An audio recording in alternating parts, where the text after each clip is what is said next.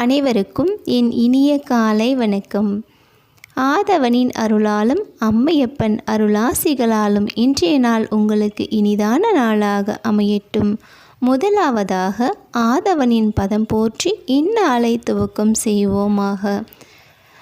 இன்றைய நாளின் சிறப்பாக இன்று பிரதோஷ நாள் மட்டுமல்லாது மாலை 4:30 மணி முதல் 6 மணிக்குள்ளாக வருகின்ற ராகு கால நேரமும் பிரதோஷ நேரமும் ஒரு சேர இருப்பதால் இன்றைய நாள் வழிபாட்டிற்கு உகந்த நாள் ஆகும்.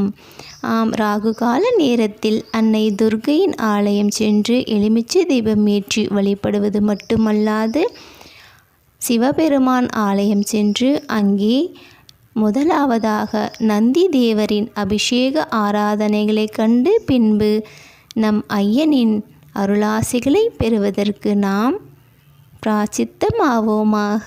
சிவாய நம. திருச்சிற்றம்பலம்.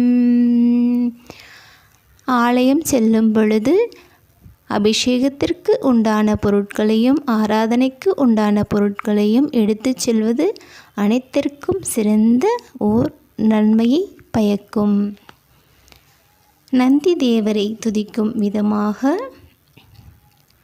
சிவாய நம.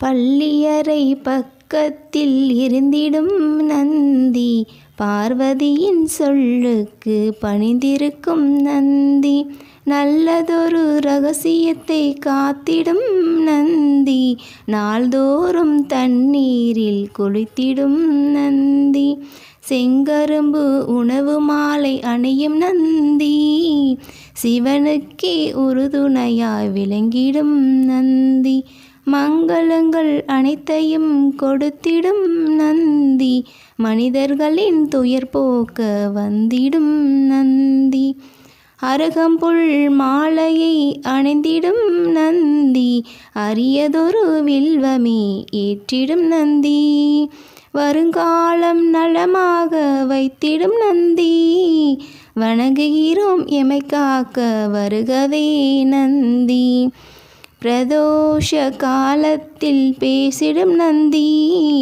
பேரருளை மாந்தருக்கு வழங்கிடும் நந்தி, வரலாறு படைத்து வரும் வல்லவ நந்தி, வறுமையினை எந்நாளும் அகற்றிடும் நந்தி, கெட்ட கணா அத்தனையும் மாற்றிடும் நந்தி, கீர்த்தியுடன் குளங்காக்கும் இனிய நந்தி, வெற்றி வரும் வாய்ப்பளிக்க உதவிடும் நந்தி, விதியினைத்தான் மாற்றிட விளையும் மகாநந்தி, விதியினைத்தான் மாற்றிட விளையும் மகாநந்தி. இவ்வாறாக நம் நந்தி தேவரை துதி செய்து முதலாவதாக அவர் அருளை பெறுவோமாக. பின்பாக நம் ஐயனின் அருளானது அனைவருக்கும் பரிபூர்ணமாக கிடைக்கும் நம் நந்தி தேவரின் அருளாசிகளால். ஐயனை துதிக்கும் விதமாக சிவாய நம. திருச்சிற்றம்பலம். உண்ணாமுலை உமையாளுடன் உடனாகிய ஒருவன், பெண்ணாகிய பெருமான் மலை திறமாமணி திகழ, மண்ணாந்தன அறிவித்திரல் மழலை முழுவதிரும், அண்ணாமலை தொழுவார் வினை வழுவா வண்ணம் அருமி, திரு அண்ணாமலை தொழுவார் வினை வழுவா வண்ணம் அருமி.